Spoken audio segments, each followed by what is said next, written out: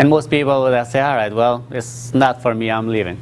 I start talking to them. I ask him, I say, so why are you leaving? What's the purpose? And he's got two daughters. His wife passed away a year ago, or 2 years ago, and he already had a house in Loganville that he wanted to move to. So, so he basically, he wanted to get out of that house, right? He didn't want to be there. He didn't want to stay there, and because of that, when I looked at the property, when I looked at what kind of work it needed, I told him, because of these, I actually showed him, because of these things, we are not going to offer you 40. Can you do 30? He took only less than 20 seconds. He said, how soon can you close if we do 30? I like, we can close it quickly.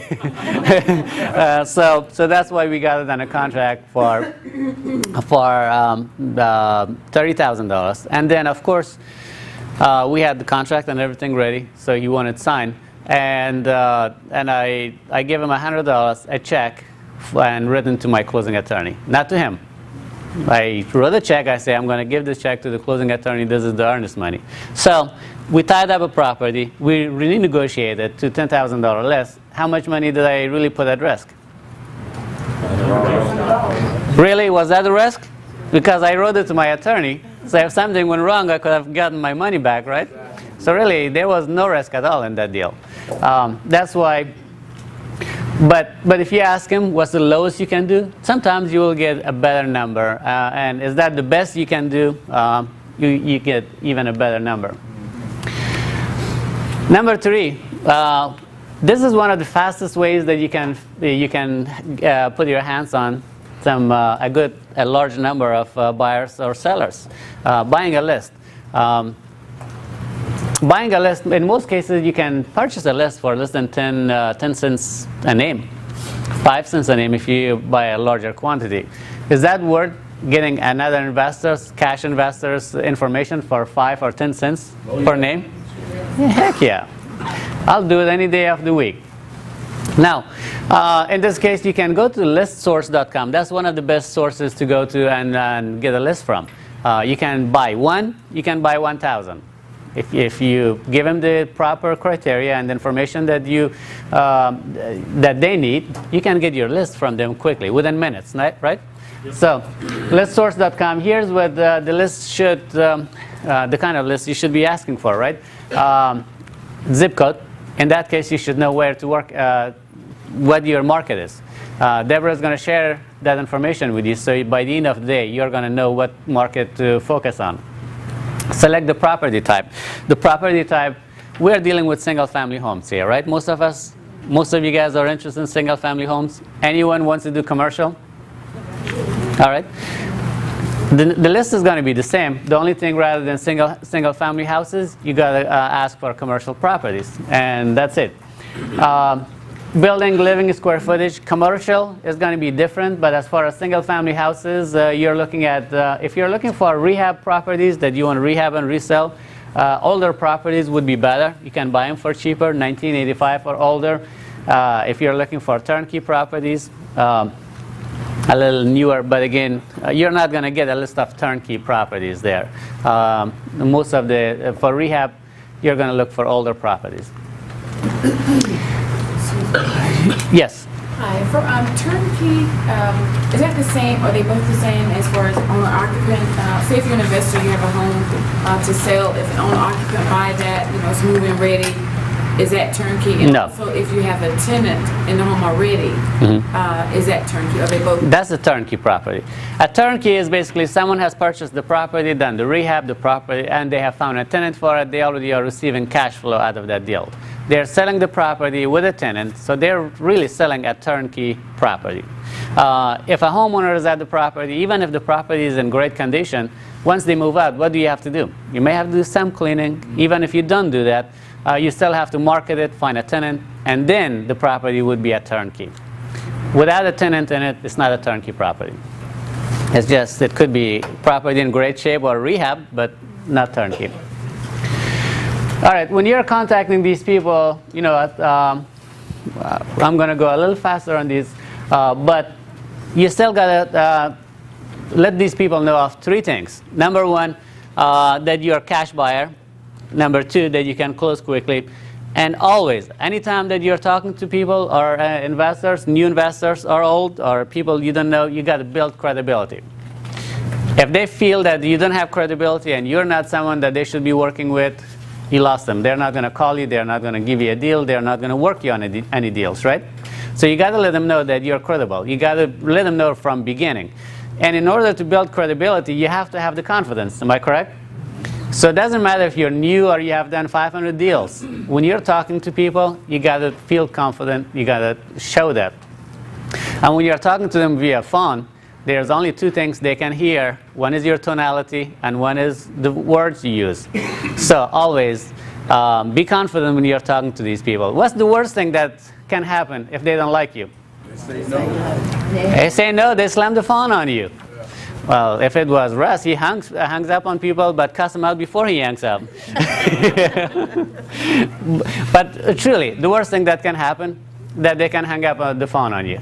Is that really a bad thing? No. No. If they hang up the phone on you, you don't want to deal with them anyway. So you say, all right, thank you for doing me a favor and not wasting my time. So when you're talking to these people, of course, collect the property information. You already have the property information sheet within your handouts that Russ is going to go over later. So what do? Make sure ask that question again before the end of the conversation, right? After they give you the price. If I pay you all cash, let's repeat. Let's go ahead and say that. What's the question? If I pay all cash. Finance is close quickly, make the closing costs. What is the least you will take? Was that a level 10? Was that a level 10? All right, let's go do it again. If I pay all cash, bias is Close quickly and pay all the closing costs. What is the least you will take? all right, better. For most of you on this side that cannot read here, I moved the board. What about the next question? What's the next question after that? Is that the best you can do? Is that the best you can do? That's correct. I don't have it there, but that's you gotta use that every time. Number 4, networking. All right. What is networking? A place where people get together and they just network. They kind of meet and mingle, right? So I'll share a few areas. RIAs. Atlanta RIA is one of them. How many people show up on average in Atlanta RIA? 100. Somewhere around average 100. It's more than 100. Meetup groups. There are quite a few meetup groups. I run one which is I love all-inclusive marketing. All we talk about is marketing. The reason I messed it up because the name of the group was I Love Marketing before I started working with Dustin, and then we kind of changed it. So online groups, we meet, but the ones that are online groups, if you want to just do online work and communicate with them, that's fine. But if you want to meet them in person, then look for the ones that are online, but they also meet offline and they have regular meetings. So. And that way you can see these people face to face. The goal here is to collect cards, not to just collect cards and then leave them on your table. Do something with them. Here's one thing I have done. I have created 7 videos, short videos. Each one of them are 2 minutes. When I send them, when I go home, I also have an account. With eye contact. The eye contact autoresponders are set where when I key in their information in the eye contact. They receive 7 emails from me. The first one is that day when I key in the information. And when I say I really truly don't do it myself. I give it to my son or my virtual assistant. One of the two is going to do it. My son is going to scan the cards, and my virtual assistant does the rest of the work. But you can do it yourself. It really is not a whole lot of. It doesn't take a whole lot of time to key in their information. So they receive the first card, the first email that day, say, hi, it was nice meeting you. And it's like 2 minutes. I'm glad to meet you. We had a lot in common, and I would like to work with you and either buy properties from you, or if you have buyers, I would like to work with you on that. And most importantly, I would like to stay in contact and have a good relationship, working relationship with you. Simple, but at least it sets you apart from the rest of the people. How many of you here are doing that? Okay? You guys call him, you guys contact him, or send him email? All right. So at least out of room of 65, 70, only 3 people are doing it. So the rest of you should be doing it. If your goal is to network with other people and stay in contact with them, you should be doing it, right? Otherwise, next week you're going to forget who you met, and they're not going to remember you either. My next email goes like 3 days later. All my videos are on YouTube, and when I send them an email, I send that link to it. And also, I have transcribed what I said on that video, so they can read it, and also when they click on it, they can see my face, and I say the same thing that's on that email. Also, send them email or call them from time to time, because once you have seven contact with them, and it's set on first day, 2 days later, 5 days later, within 2 weeks, they receive all the 7 emails from me. So they have, at that time, they're not going to forget me very quickly. And if I ever call them, since I have already set myself apart from the rest of the people, they can remember quickly. And how do we remember things? We remember them by pictures, right? So if someone has met you already, they'll remember you. But if you don't contact them, sooner or later they'll forget. But now if you send them emails and they see the same thing over and over, they see your picture, they see you talking to them via phone and via video, they'll remember you longer. Am I correct? Correct. That's how our brains are wired, so might as well use it properly. Driving for dollars. How many of you drive neighborhoods and find deals? Yeah? That's one of the really good ways of doing it. The only thing I don't like about this is driving around